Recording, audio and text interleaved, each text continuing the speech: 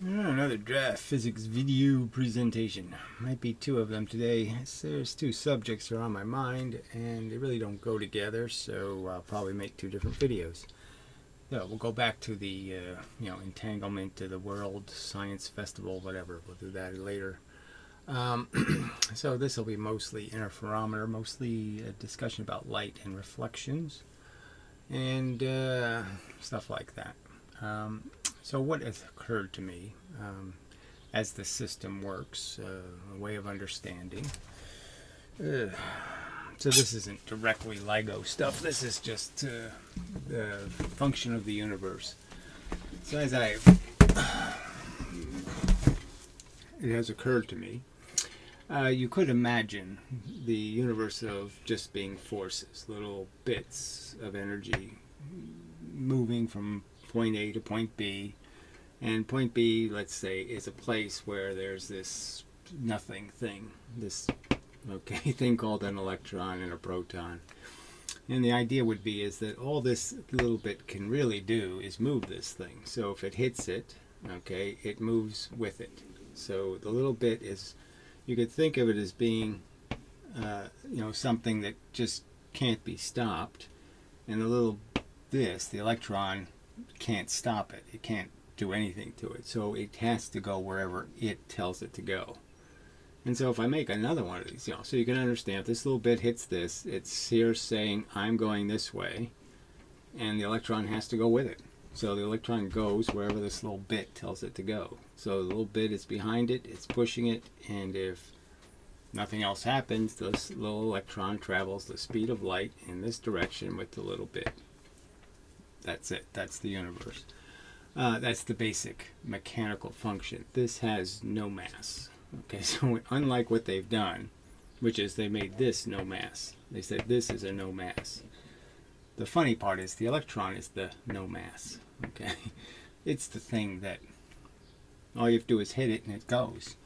And as long as something else doesn't hit it, it keeps going.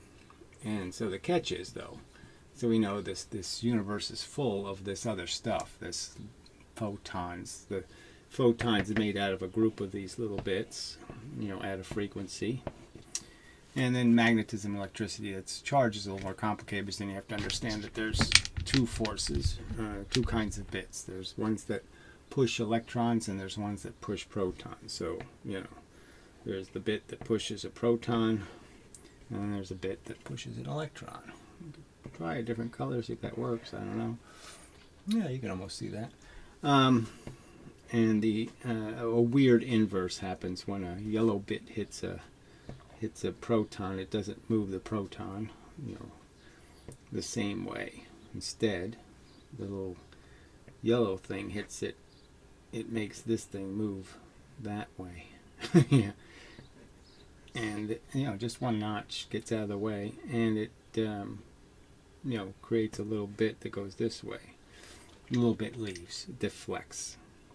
And the deflection causes a deflection here. So there's no constant pushing when it's the wrong color bit. So you could sort of understand that this might be, I can't, I mean, I could try drawing it as geometry shapes and point out that two arrows can't, if two arrows hit each other, it's very unlikely that they're going to hit point to point, and they'll hit off each other's sides and go in opposite directions, so that kind of thing. So there could be a mechanical explanation that makes it understandable why electrons are different than protons. But I don't have time to do everything, so I can't spend a bunch of time analyzing different geometries to see which one will create that effect. So anyway, so really all that's changing is the position of electrons and protons. They're just being forced to change their position, and in doing so, that has a consequence. All right, so back to this idea. So you push the electron with a bit. Didn't really need to erase that, I guess. And the obvious truth is going to be some other bit has to hit it to stop it. And so say a bit comes from this direction. The obvious thing that's going to happen is it's going to stop going this way, because this one's going to be pushed off. But this one's still stuck on. Okay, so it's not going to go anywhere. It's still going this way, and that's all it'll ever do is go this way. It's still going this way, and it's going to push the electron this way, in theory.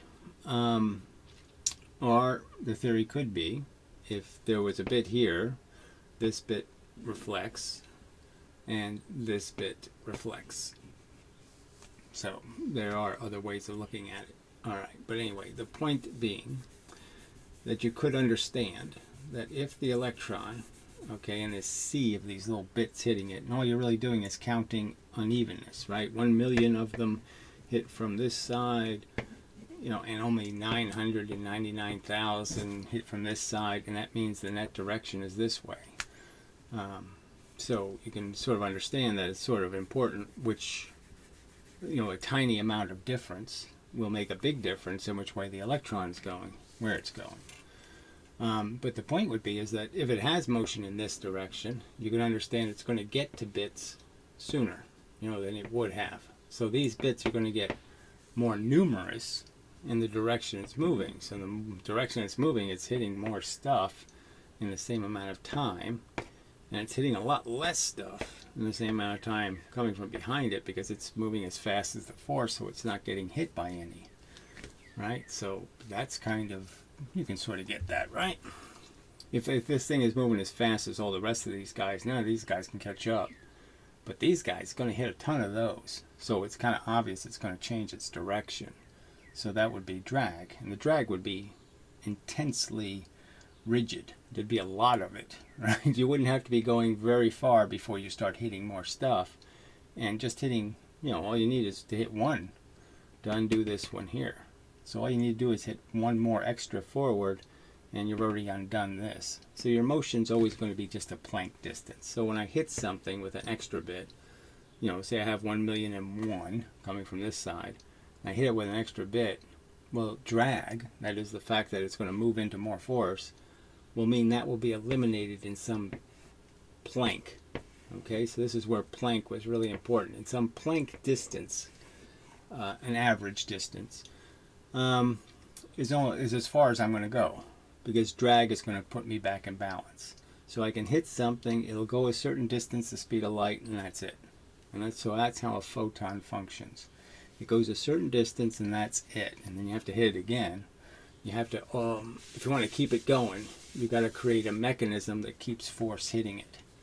And I've sort of illustrated that in the sense that electrons and protons could have an arrangement, this being the proton, where the electron, you know, feeds energy back and forth to the two electrons. So instead of repelling each other this way, primarily, they end up repelling each other this way through the proton, through this 90-degree turn. And that engine would create a mechanism that could keep going through space. Okay, it would just keep pulsing in a direction. And that's what keeps helium nuclei moving through space. That means you can shoot helium nuclei, you can shoot into space and they'll keep going. Electrons and protons can't do it. You have to keep hitting them with something. You have to keep hitting them with an X-ray or some kind of beam to keep pushing them in through space. And that's how accelerators work. Accelerators work because they have to keep pushing the electron. So the electron will stop if they don't keep pushing it. That's why they have to put in so much energy. They have to put in gazillions of watts of energy to keep that electron moving, or proton. All right, anyway. All right, so the point to reflection would be, the theories, this is pretty much the theory, right? The light comes in, and let's illustrate the fact that the light is a bunch of little different bits. Okay, it has a polarization and it has a length. So the ray of light, whatever this, you know, even if you want to think of it as waves, you have to understand that a photon is a ray length. It's not just this. This isn't a photon. Nobody sees one of these. Not even a frog. You got to have a bunch of them coming in a sequence to identify it as a frequency. And you can sort of understand that there's no way to detect a frequency if you're only hit by one object. If I just get hit by one object, there's no frequency. I can't detect what its frequency is. I need more than one of them to hit to see the frequency. So that's pretty easy to understand. All right, so The idea is light comes in, it hits a surface, and a certain percentage of the light is going to reflect. That is, a certain number of what we'll call photons are going to appear to consistently reflect at a perfect angle back. And the question is first off, how that happens. Let's say, depending on how I polish this surface for glass, for example, you could be 7%, and that would be including, well, it can be anywhere from 0 to 16. So just understand. So it could be 7 from this surface, and it could be 8 from this surface, some sort of crap like that. But the surfaces will reflect the light. That seems kind of a known fact. But it can be argued. Like I said, I played the Feynman video, and that's where this became a question, because Feynman in the question and answer session basically conceded that the light's reflecting throughout the material, which I don't think it's really doing. It's reflecting some depth, but it doesn't go all the way to the bottom. And just as the bottom surface, it reflects with a certain depth, it reflects with a certain depth off the top surface. But the question is these are mediums we're talking about. Okay, so different mediums. If I have a lighter medium, this is less dense, and this is more dense. Okay, and I go from more dense to less dense. A tricky thing happens is that, I get a reflection off the surface, but I don't get a phase shift. Okay, so what is noticed is that when you go from less dense air to glass, when this light reflects, there's a phase shift. That is, you've gone from seeing something here to seeing something here. Okay, it's phase shifted. The position in time changes. So a little bit of time is somehow used up in bouncing off the glass. And so going back to the previous explanation of momentum and how electrons work, you could sort of understand that the phase shift is a byproduct of this idea that what happens when this photon hits, it's little bits, and they're going to hit different electrons in different atoms. A single electron never produces a photon. It's always a collective effort. And this is where Ligo fails, because you can understand that you could never have the exact location in space produce the photon. It has to happen through different atoms in different locations, all sending the energy at the right time. The right time based on their distance to line up in phase. When it comes out here, the little bits end up in phase that were put by these different atoms. So the argument would be, is if you understand the first argument, what's happening to an electron here? Well, this force hits it, and what does it do?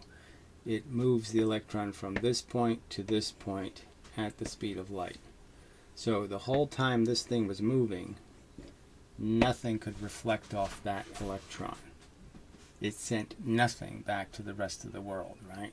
So nothing reflected. It became invisible. This electron in this direction, from this point of view, it's like me moving the speed of light away from this camera. I would be invisible.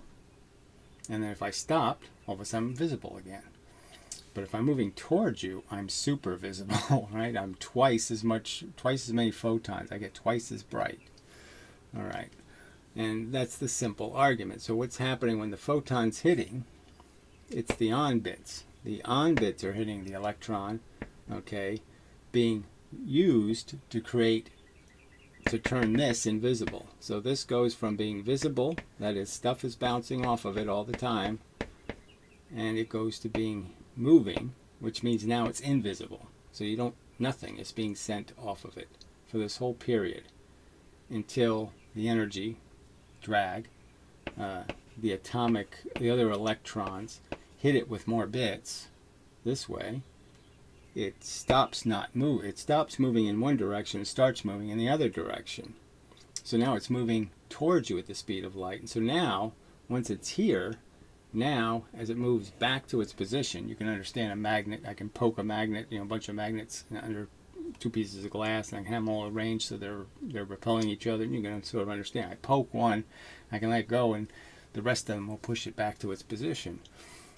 So anyway, so the electron going in means it's going to encounter more force. That is, it's going to reflect more. So it's going to reflect a lot. So basically, that's the on-off. The on created an electron that's off. So that's the phase shift, right? So the photon was in the on position. Okay, it was doing this part, right? It was doing on. So it was one of these. And at the same time that was happening, that is when it hits the electron, it's now producing off. So it's essentially saying now the off signal has happened at this time. It starts making off. So you can see where that would create a phase shift. You know, the off part will be till here, and then it'll go back to being on. You know, at a different position. So now you can see what's causing the phase shift is the fact that that's how much time it takes for the electron to go from being reflective to being invisible and then back to being reflective again. And that's the phase shift. That's the time change in the sense that this period of time went from being on. You know, the photon was on. If it went straight through, it would have been on. But because it's pushing an electron, so to speak, it's now an off force in the sense that nothing's being reflected. So it's changing. The positions that were on will reflect as offs, and the positions that were offs will now reflect as ons. And so that there's your phase shift from the old one to the new. Oops. Yeah, there. You can see it now. Yeah, it's a simple repair. I guess I could just move the camera down a little. Dangerous to touch the damn thing. Okay, there, that's better. Alright, so hopefully you could get that. So I'll just do one more point out, just one more time. So it's all really about your fundamental understanding of the mechanics of the universe. So again, the idea is that everything sits in the universe and is constantly being bombarded by force.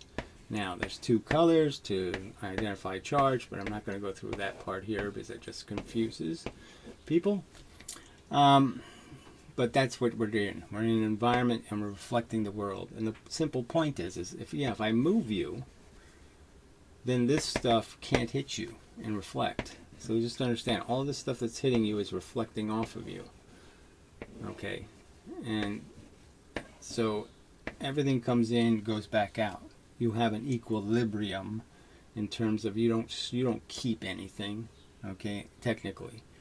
And all you do is get pushed by all these influences. And so if you get one extra bit this way, you can understand one extra bit hits you this way. That means you have a little extra length distance. You'll move through space until the drag stops you. So you'll go to a new position. But while you're doing that, while you're going to that position, you can't be reflecting anything in this direction. So the world over here sees you become invisible. It gets hit with less energy from you. The world over here gets hit by more energy from you, because now more can reflect. And for these little tiny particles, just understand the speed of light starts getting slow. Okay, from their perspective, this distance means something and this distance means something. So when you receive the signal from this will take time, and that explains induction and lots of other things. But anyway, the point is you can sort of understand that this thing becomes invisible from this perspective when it's moving away, and it becomes very visible when it's moving towards. And that explains fundamentally, this is what momentum is. Momentum is just a quanta of momentum, and you're always influenced by, if you're getting hit by more from one side, you're always just influenced by that one extra. See, that's the other catch to it, right? If I had a whole stream of these quanta and I tried to push an electron, well, the point is I can only be pushed by this one if I start moving the same speed as the quanta, right? That's it. This one can't catch up. This one can't catch up. This one can't catch up. So they're still there. And so one comes from this side. What happens? Well, it gets rid of this one. But this one now takes its place. And so I'm compensated. And then this one takes its place. And then this one takes its place. So I would argue that's essentially what's happening in accelerators. Is there's really beams of X-rays flying, all kinds of what they call the spectrum, the electromagnetic spectrum. There's lots of different kinds of rays of light shooting off of the heated element that's producing the electron. So they heat an element very hot, create lots of different kinds of rays, some of them X-rays, okay, and they're pushing the electron. So they're just behind the electron pushing it. And kind of obviously, the extra force will slow that down, but it has to slow it down pieces at a time, a little Planck piece at a time, a little Planck piece at a time. It goes the speed of light, it stops, then it goes the speed of light and it stops, it goes the speed of light, it stops, it goes the speed of light, it stops. That's the life of an electron.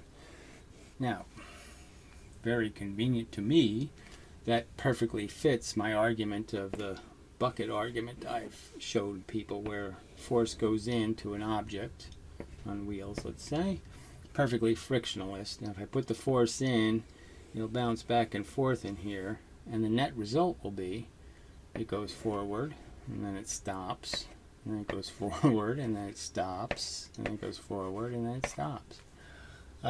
It'll be a little cart engine. We'll just keep going this way, because it doesn't go back this way. It just stops. Alright, so that's probably enough.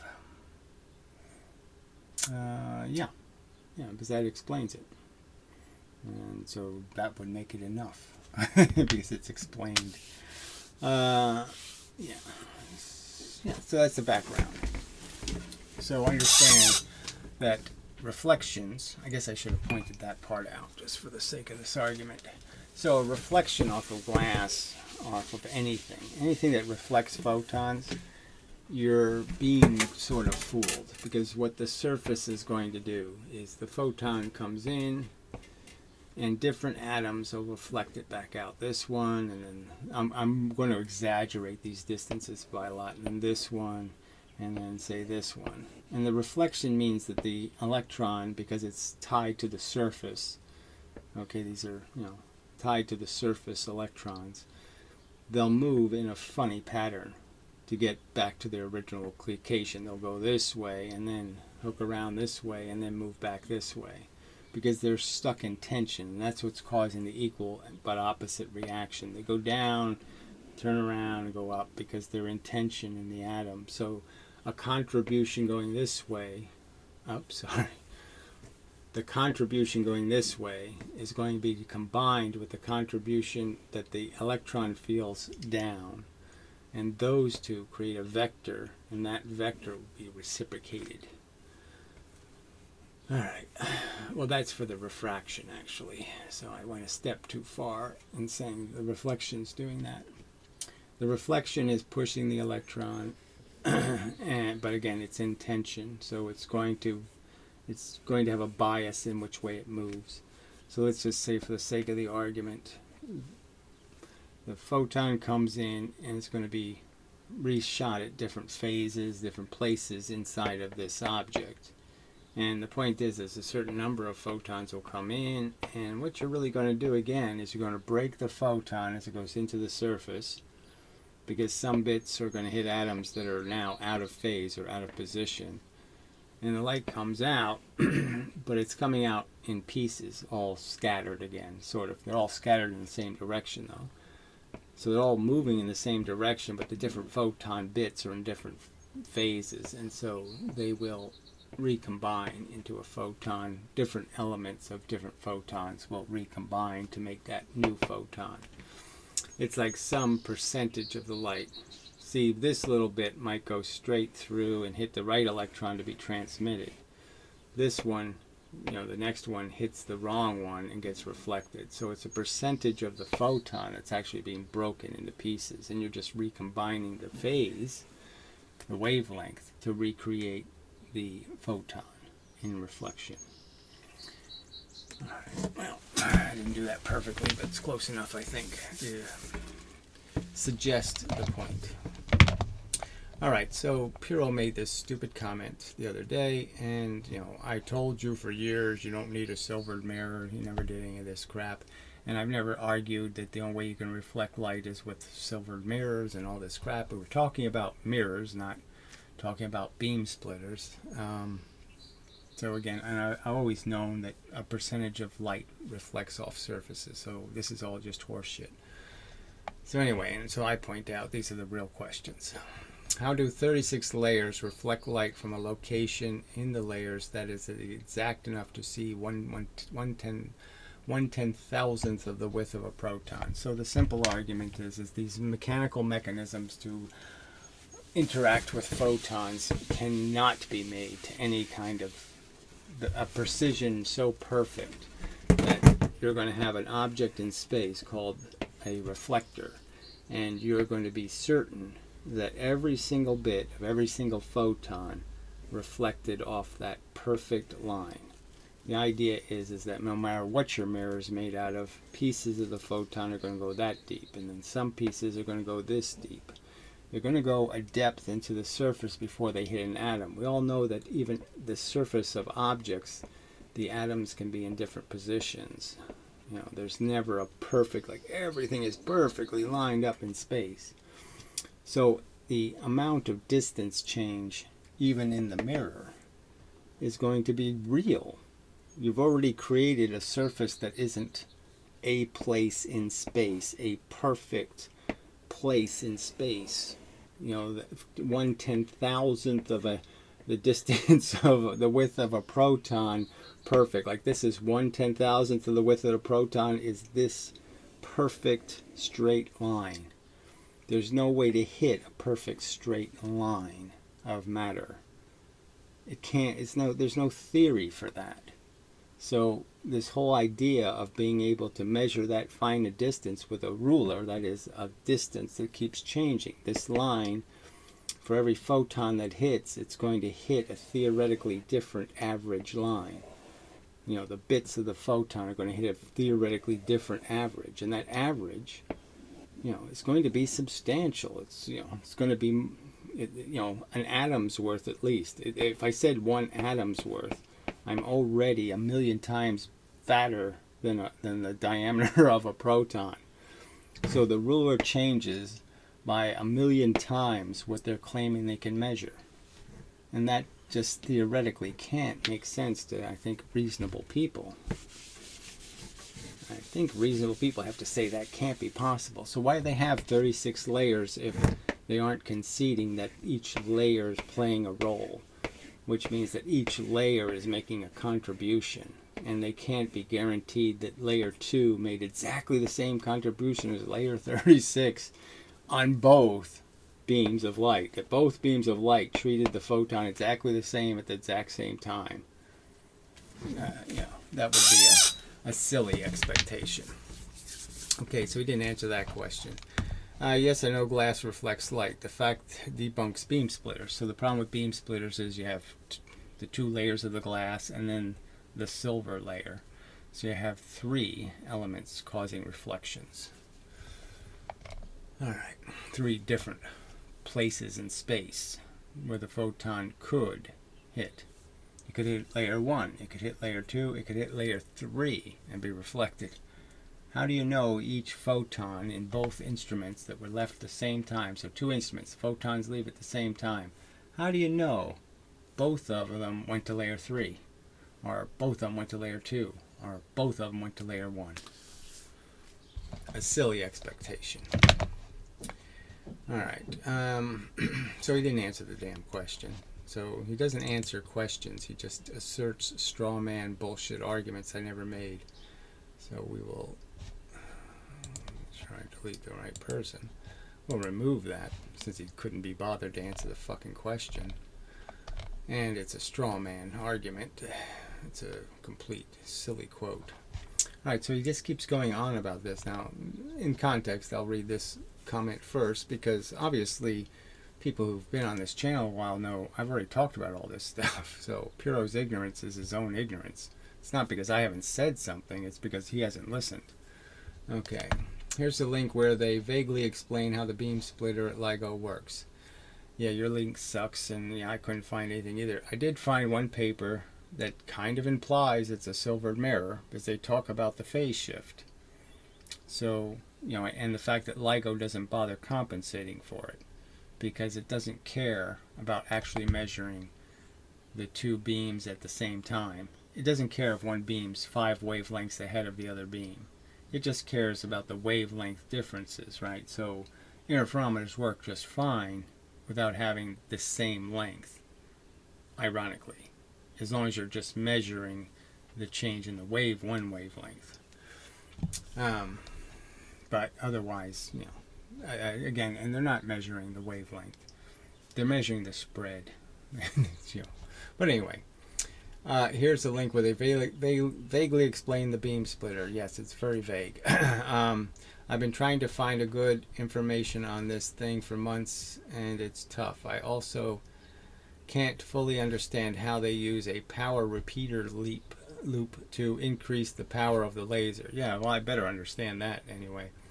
But because they're not really reflecting off the end mirror, and they say it's only 300 reflections, and that somehow it increases the length of the arm to 1,300 meters, 1,300 miles.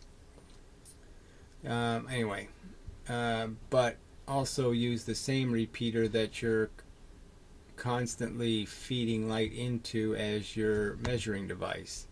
Then after it reflects hundreds of times, how do they send the laser to the detector, and what's involved? Well, what they should explain, I guess, was what I've deduced, because they don't say anything clearly, is they're converting it into a pulsed laser.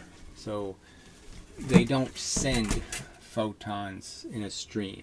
So they don't send a constant beam of laser light to the mirror. So what they do is they send it. Now the weird part is they go through the beam splitter first. So the low intensity laser goes into the beam splitter. And then they take both of those beams and put them through repeaters. So now you're saying, well, aren't the repeaters part of the LIGO experiment? Aren't they moving just like the mirrors? So this is a big problem, isn't it? And you've got 2 separate repeaters that have to do exactly the same thing. Let's understand, they have to manipulate the beam, the laser beam, exactly the same way. 2 separate devices have to create 300 reflections, back and forth between mirrors 300 times, exactly the same way. They're so precise. What's the odds that you can make these 2 devices so identical that there's exactly the same effect on the photon, the same length, the same everything? Very unlikely. Anyway, and it also is changing the wavelength. So the light they shoot is like a 830 nanometers, so almost infrared. And after it goes through the repeater, because the repeater has a certain chamber size, it's whatever it is, 15 nanometers. So clearly it's infrared, invisible infrared laser now, which, I think complicates this quite a bit. I mean, you don't want wider wavelengths, frankly. That's not a very good...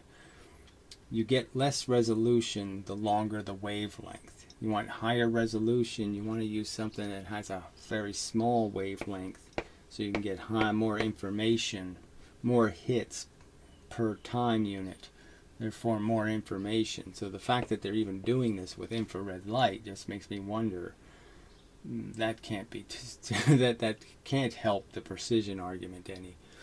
But anyway, so this repeater is bouncing the photon back and forth 300 times. Okay.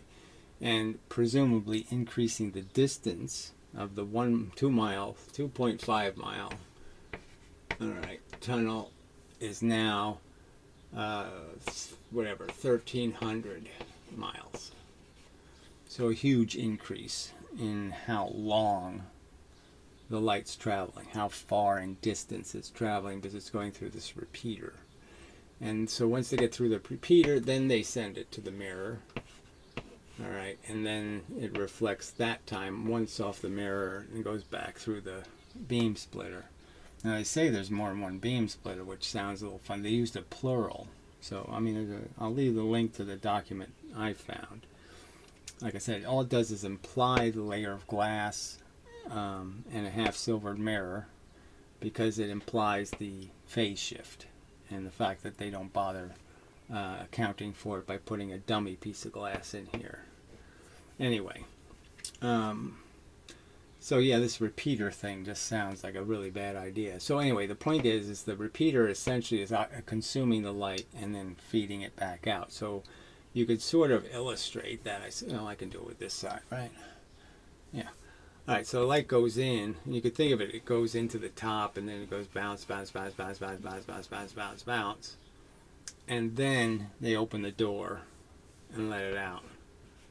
So they keep feeding more beams in, and then they open the door, and it's a pulse. So they're turning the basic this into a pulse laser, where just more photons with a shorter ray length, so to speak, a shorter amount of time. So you have more photons piled in that have a shorter duration.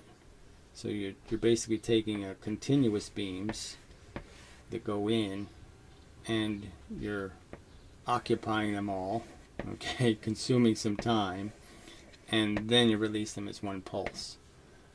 So now it's a pulse laser. They don't say it, but that's the only way you could. That's the only way you can go from 70 watts to 700 kilowatts, because that's what they're getting out. A big, gigantic beam. A ton of photons.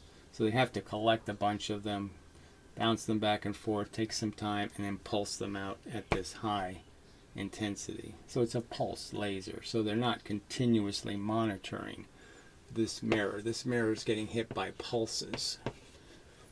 And they're just sending pulses back and forth that have a much shorter duration with a lot more energy in them. So now your detection is a little trickier, because you got to detect inside of that little pulse, which makes it more difficult. But they need more photons, as I pointed out before, because they have this assumption that's incorrect. That's demonstrated to be incorrect, that when these phase shifts happen, that they happen incrementally. That the difference between this on and the off, okay, they're saying it happens gradually, like on this kind of line. 1 photon, 2 photons, 3 photons, 4 photons, that I can bisect the difference, okay, between the wave being up and the wave being down. I can dissect all of that difference on some perfect linear line that'll break into zillions and zillions of notches, and that it's perfectly incremental. And we know from the double slit and the single slit experiment that the bars of light don't do that. That it's either pretty much on or it's off, or it's on or it's off. That there isn't a huge amount of gradually on and then gradually off and then gradually on and gradually off. We know that's not what it's doing. It's clearly not doing it when you're talking about thin film internal reflections. Those patterns are clearly on, clearly off. There's no graduation at all. No extra bright here in the middle. None of that. So it's that's clearly a wrong assumption. So what they're saying is this: if we send 1 billion photons, we can detect just one here where it's right at the beginning of the change. Or we could detect 50 here, right? So they're just saying when they compare the two beams, they're saying there's 50, okay, coming from one length, and there's 75 coming from the other length, and they're going to detect the difference between those two, blah blah blah, as an increment here. They're this much out of phase, and they can detect that much out of phase. When the real argument is the polarization is going to be what dictates whether you have an on or off. And if you don't get the polarization, and yes, you don't get the phase. The phase is really just saying that Like again, if I move this one little bit, a tiny bit, so these bits are all lined up, I can move this one piece of the photon. I can move that a few degrees, this way or this way, and it's okay. I can move this one a little bit this way and a little bit this way, and it's okay. It's still going to be seen as a red photon. It'll still be detectable. The radio signal can be a little bit fudgy, and your radio will still pick it up. But if I get this too far off, I get it moved all the way over to here, well, now I've broken the frequency. So now the frequency isn't the right frequency, and it won't be seen as a photon. And that's what you really see in these two patterns, is there is no gradual on-off. There is, you've got it close enough, you'll see the photons. They're sloppy, but they're viewable. Then it turns on. When you go past that line, it turns off. And so the whole theory doesn't, when you think of all these theoretical complications, this is just such, for such a simple pattern that they're pulling out of this. So let's understand, they get a zillion tons of data, all right? And all they're looking for is a certain squiggly line, blah, right? And so they're just saying, okay, out of all that data, of course you can find all kinds of squiggles. I can find Richard Nixon's squiggle. I could find Inmendum's squiggle, or DraftScience squiggle. I could find a squiggle that looks like me.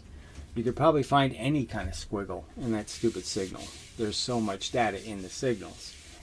Because they're talking about trillions of photons and the irregularities between each millisecond of what you're detecting in terms of the number of quanta, right? Trillions of these little bits are happening. Obviously, there's lots of signal here. At any one moment in time, the signal looks very different. So that's what they're detecting. And obviously, just through chance, you're going to end up with Richard Nixon signals. All right, so what part did I want to get to? Oh yeah, just an analogy. So you sort of understand I could make a bunch of gears. I have a really big gear with notches in it, and that's attached to another gear, right? So there's a gear here, and it's a little smaller, and then there's a gear here, and it's a little smaller, and then a little gear here, and a little smaller, and a little gear here. So I could turn a little tiny bit of motion here into this spinning 16 times, right? So you can understand I could make one of these detectors by just having a system of gears where any movement in this big thing will cause a huge amount of turning of this little thing, right? But we know none of that, so those systems always fail, right? Because each gear system has irregularities. Nothing's perfect. There's a lot of imperfections here and imperfections here, and all the energy gets used up just trying to move all this matter. And so you don't end up with some kind of perfect system where I just move this a tiny little bit and this moves 700 times. It just doesn't work because the torque gets too messy. You need too much energy in to get any kind of energy out because it's using up so much energy and all the sloppiness between the gears. And so, but that's the basic idea of this interferometer, is some idea that I can go from this to this, and I can create a system that does it without any noise, without any waste, without any crap. And it's just silly. All right, one more point on the interferometer that occurred to me, because you're reading these papers about how they so precisely did this. So the idea that they isolate the mirror from seismic bullshit. So here's your mirror. It's hanging from threads of silicone, of glass or whatever, blah, blah, blah. They're doing all this stuff to isolate it so it doesn't get vibrated by the world.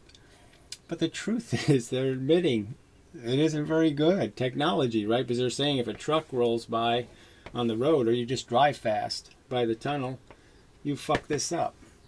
So it's picking up, no matter how well they think they've designed this, they haven't designed it well enough because little noises get in still. Just a car driving too fast, they say they can pick it up. But what they won't test, what they haven't tested, is just swinging a weight out here. See, swinging a weight out here is testing for gravity. So if I swing a weight on a pendulum, just swing it, one of those big giant steel heavy balls, big lead one or whatever, and titanium, titanium is really heavy. It doesn't matter what I make it out of, something heavy. Let's swing it.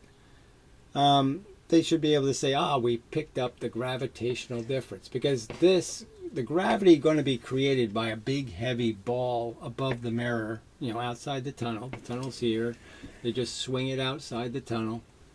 The simple thing is this is a perfect test. You can see exactly how precise your instrument is because you can lower this mass and lower it and lower it and lower it and see how small this mass has to be for you to move this. And this is clearly going to move gravitationally, this mirror, more than 1/10,000th of the width of a proton. Yeah, this thing will affect this thing, even though it's going to be, let's say, 15 meters away from it. Could be 20, let's just say. Let's give you 20 meters. We'll say you're 20 meters from the mirror, but you're outside the tunnel, outside up above it. Even at 20 meters, that big heavy thing is going to move this 88-pound mirror. Let's understand the mirrors are 88 pounds. So Piro's theory is you have an 88-pound mirror, but the photons only use this part. So what is this 88 pounds for then? If the 88 pounds aren't being used, if they're not essential to the function, why are you including them? I mean, why don't you just make it an 8-ounce mirror and just use this surface? If the surface is the only thing doing anything, why the hell do I need all this extra mirror? I don't need any of that crap, right?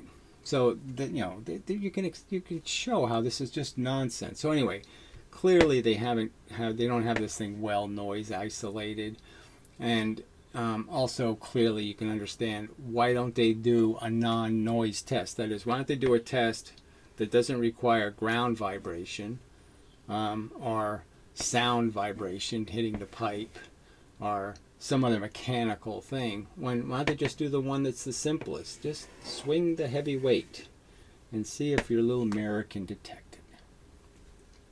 Never done as far as I know. Certainly if they did it and it was successful, they would let us know exactly how precise it is. Again, you can tell just how precise this thing is. You could test it.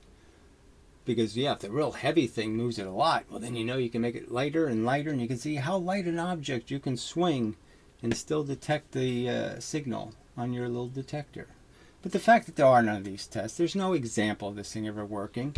So let's understand, the one they put in Europe has never confirmed any sighting, right? So the only these two U.S. ones say, we discovered waves, right? And the one in Europe, the only sighting they have that confirmed, where all three of them said yes, was because this said, it's in my blind spot.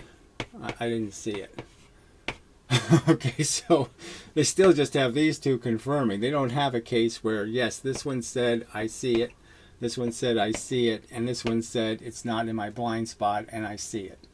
Okay, they don't even have that yet.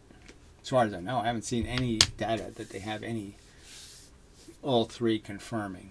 All they have is any two confirming. So, the whole thing smells like crap for lots of reasons, and the fact that you are all so comfortable with this we did it crap, when what they didn't do is show me a single test of how sensitive the object is. They say 1/10,000th of the width of a proton, and they don't show us a single test demonstrating it, except for the we did it, we saw the thing 1 billion light years away, and that's I can only reason with you. I mean, there's such good reason to doubt.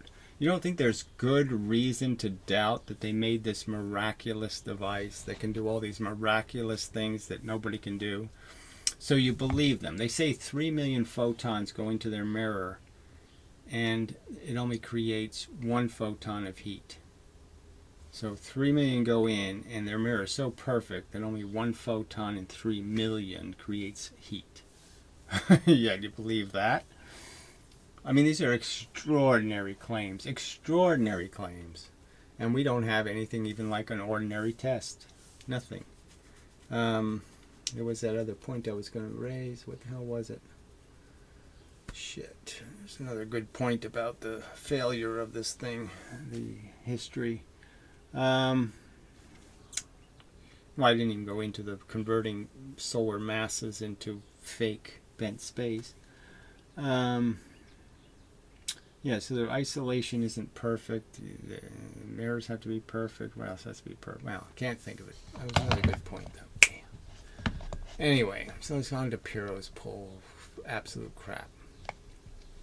There is, so he can't even capitalize this in some rational way. There is no silver on the piece of pure glass crystal. So he's doing it again. There's two different mechanisms, retard. There's the beam splitter and then there's the mirrors. And now we know there's two other mirrors that are in the resonator.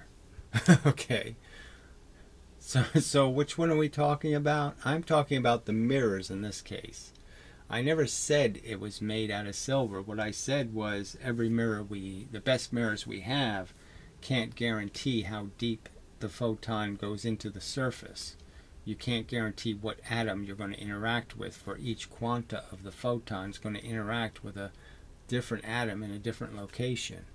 And that's a fact, retard. Anyway, the glass reflects some light and transmits all on its own. So he's saying exactly the same shit he said in the other comment. And you're just like, what the fuck, asshole? I've played the Feynman videos.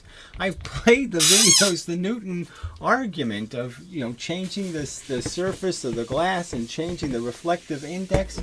I've played those videos actually more than once.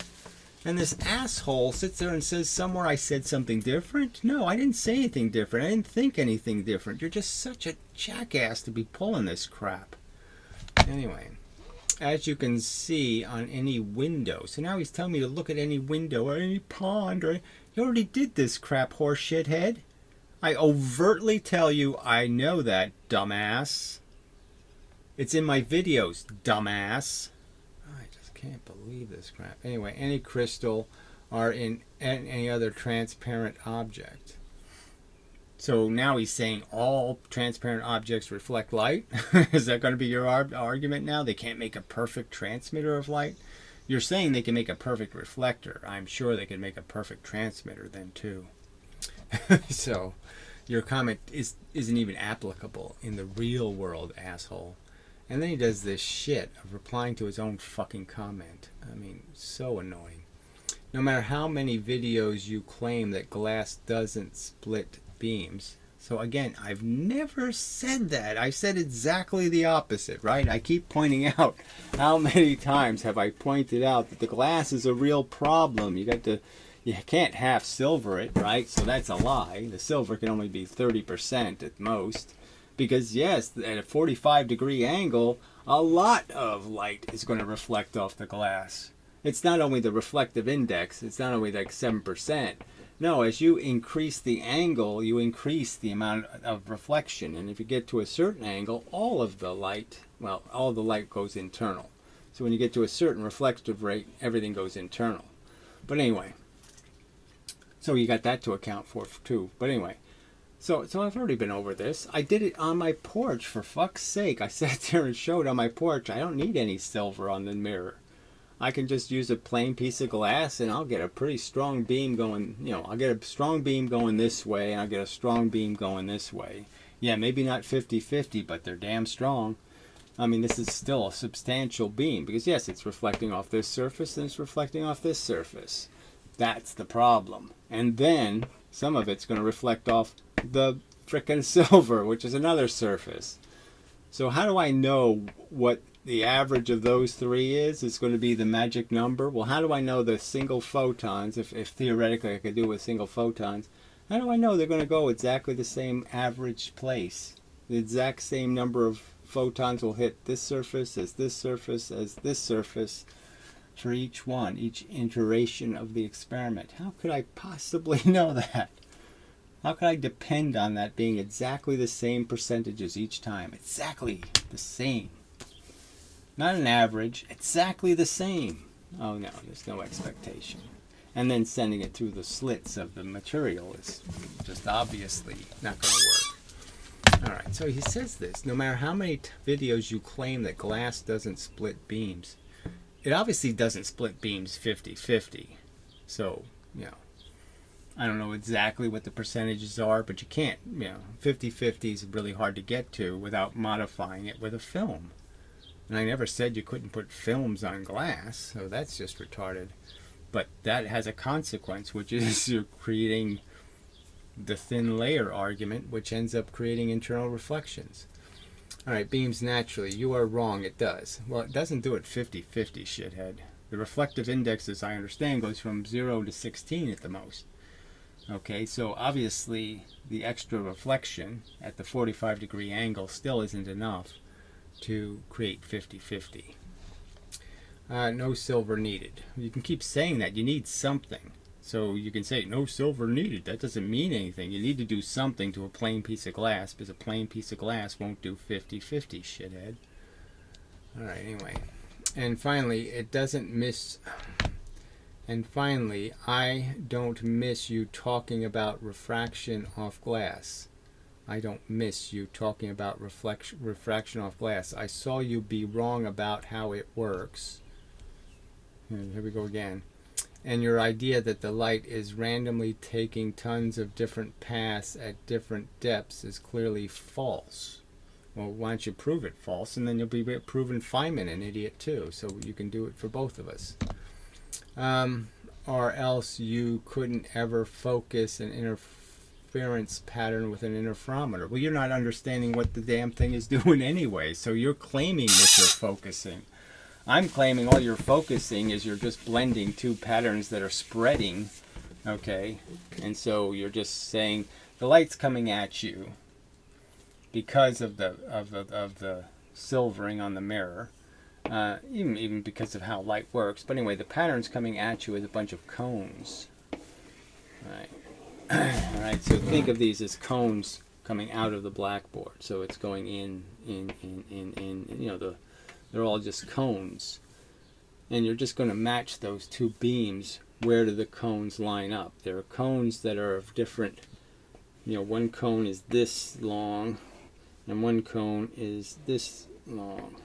And you're just taking those two different bullseye patterns and lining up the parts that match, right? The one cone has, you know, 7 million little lines in it, you know, 7 million bullseye circles, and the other one only has 10 or whatever.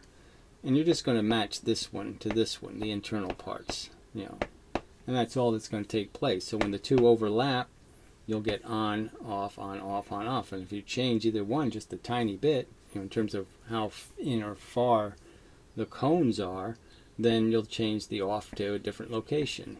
You know, where they'll be on and where they'll be off will switch, and the things will go from this being on, this being off, this being on, this being off, and it'll just switch to the exact opposite. That's the argument, shithead. You're not measuring wavelengths, you're measuring spread. Alright, post-final comment. Science quality beam splitters are usually half-cube prisms of pure glass crystal. Now, obviously those have a huge liability of the internal reflection because of the thin film in between the crystals. So that's why they're not used. And you can say that's what's used, but no, when you really do the research, all of these experiments are using either a spinning mirror, okay, or they're using a half silvered, you know, which is really a 30% silvered piece of glass. So you can say it, but you still haven't changed the argument, which is even those prism beam splitters have liabilities. And so you got even more glass problem, and you have a whole problem of going through different amounts of glass. The problem with those beam splitters is, you know, you could just say you have two prisms and you glue them together, okay? And it's what's the glue made out of is essentially the thin film. So this becomes a thin film between the two, a transmitting mechanism. All right, so now you can send a beam in and get reflection, and the other one goes out this way. And but again, the problem is there's all kinds of internal reflections that are created inside of that also as a beam splitter. So it has all kinds of liabilities. And it seems clear that Ligo isn't using something that has glass on both sides, because if they were, like that prism. See, that prism has glass on both ways, so you go through the same amount of glass no matter which way you go through.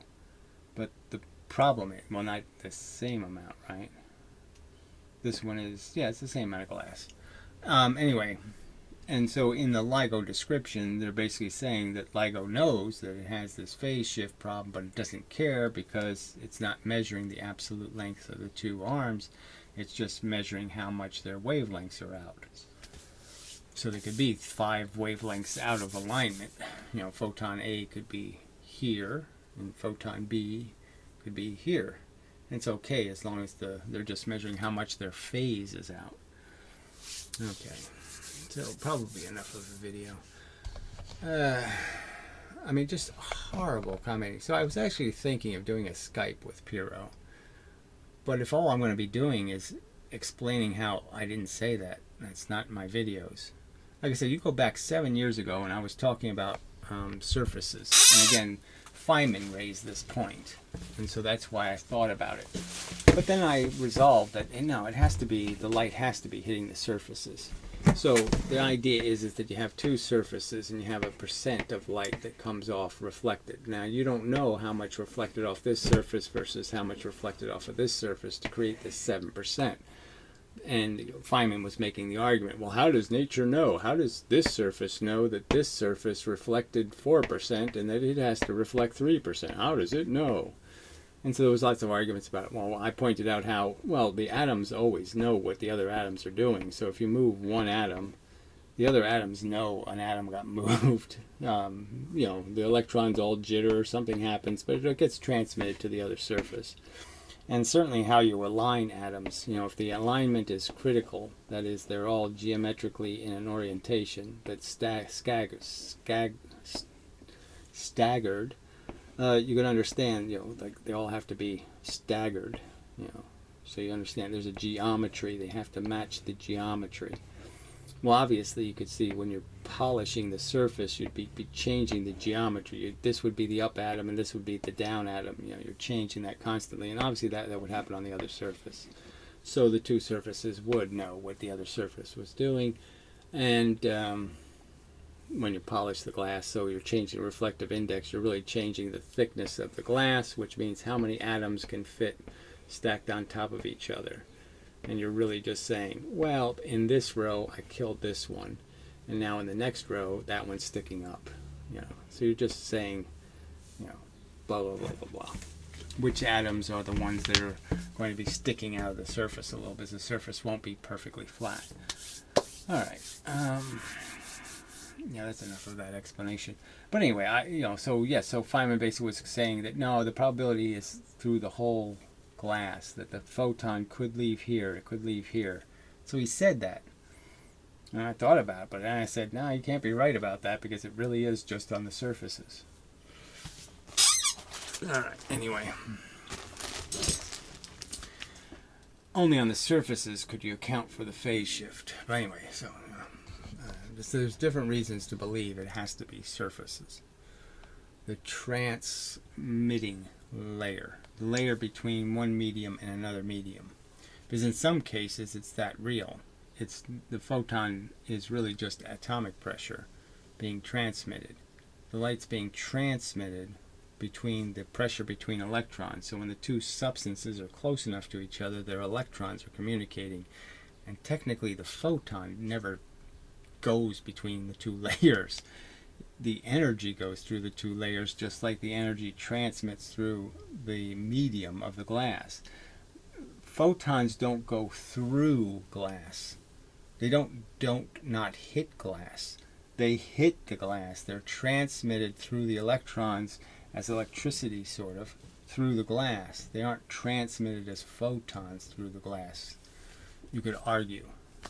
The energy is in a subtly different form, in the sense that it's in the form of energy between the electrons rather than energy in free space. Free space, that is not a space full of atoms. Not that there's a huge distinction. So anyway, what a pile of shit.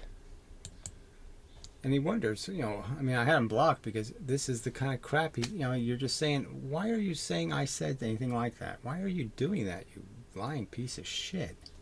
And why don't you just answer my questions? Instead, he just ignores everything stated in the video. All the reasoning for the objections in that video ignored to do this straw man crap. Fuck.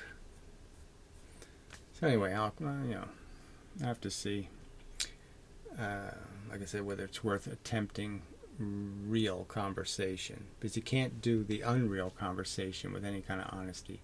Can't make a video response that's actually responsive. Yeah, he's really bad at this communication thing, so I suppose I can out him as being a horrible communicator just by having a conversation with him and just pointing out how everything you just said is horseshit. I never said that, you liar. It's just terrible. Anyway, so till the next time and such, we'll go back to the talking head crapola. Maybe I'll save it for tomorrow to see how the day goes.